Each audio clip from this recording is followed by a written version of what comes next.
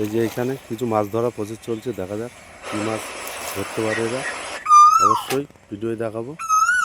এই যে প্রচুর সংখ্যায় আমাদের ছোট ছোট মাছ দেখা যাচ্ছে কাদার তলায়, এবং বড় মাছও আছে কিছু।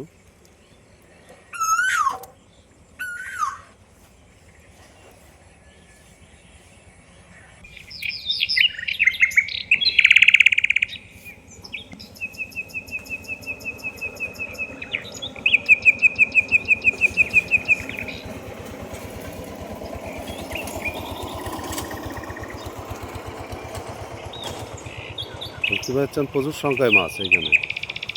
আরও কিছু মাছ ধরে নিয়ে চলে গেছে।